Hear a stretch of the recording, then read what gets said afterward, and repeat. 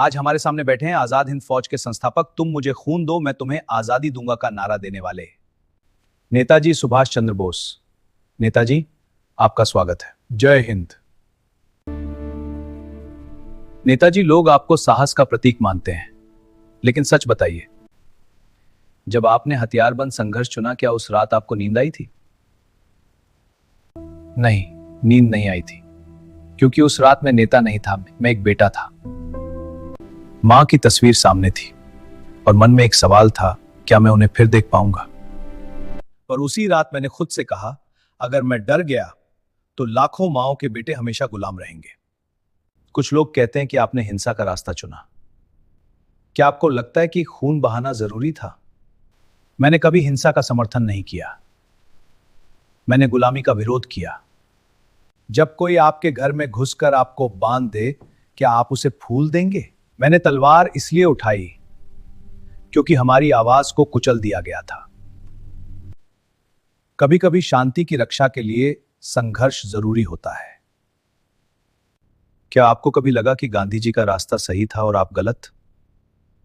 गांधी जी महान थे, उनकी आत्मा पवित्र थी, पर मैं एक सैनिक की तरह सोचता था।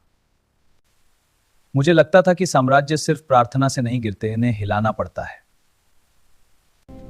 हमारे रास्ते अलग थे, पर लक्ष्य एक था।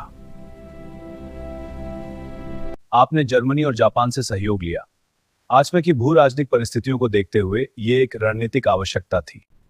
आज के समय में इसे विवादास्पद माना जाता है। क्या उद्देश्य इतना बड़ा था कि साधनों पर सवाल न उठें? राजनीति आदर्शों और वास्तविकता के बीच का संघर्ष है। मैंने सहयोग नहीं चुना, मैंने अवसर चुना। अगर दुश्मन का दुश्मन मेरे देश की आजादी में मदद कर सकता था तो मैं उससे हाथ मिलाने को तैयार था। इतिहास निर्णय करेगा, पर उस समय मेरा लक्ष्य सिर्फ एक था, स्वतंत्र भारत। अगर आज 2026 का भारत आपके सामने खड़ा हो, क्या आप कहेंगे कि आपका सपना पूरा हुआ? भारत आजाद है, यह सबसे बड़ी जीत है, पर क्या हर भारतीय स्वतंत्र है? जब किसान आत्महत्या करता है, जब युवा बेरोजगार होकर निराश होता है, जब लोग धर्म और जाति के नाम पर बंटते हैं, तो मेरा दिल कहता है अभी काम बाकी है। आज का युवा सोशल मीडिया में व्यस्त है, आप क्या संदेश देंगे? युवाओं, क्रांति पोस्ट से नहीं होती, क्रांति जिम्मेदारी लेने से होती है। देश को सिर्फ आलोचना नहीं, योगदान चाहिए।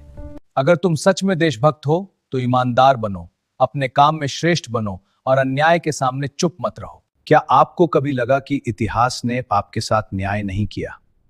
इतिहास पूर्ण नहीं होता, वह विजेताओं द्वारा लिखा जाता है और बलिदानों से पूरा होता है। अगर मेरा नाम मिट भी जाए पर भारत मजबूत रहे तो वही मेरी जीत है।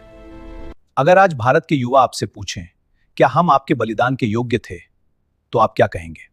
योग्यता सवाल नहीं है, प्रयास सवाल है। अगर तुम हर दिन अपने देश को थोड़ा बेहतर बनाते हो तो तुम योग्य हो। अगर तुम अन्याय देखकर भी चुप रहते हो तो तुम्हें अभी और सीखना है। भारत के नाम आपका अंतिम संदेश? देश सिर्फ सीमाओं से नहीं बनता, देश चरित्र से बनता है। अगर चरित्र मजबूत है तो राष्ट्र अजेय है। जय हिंद।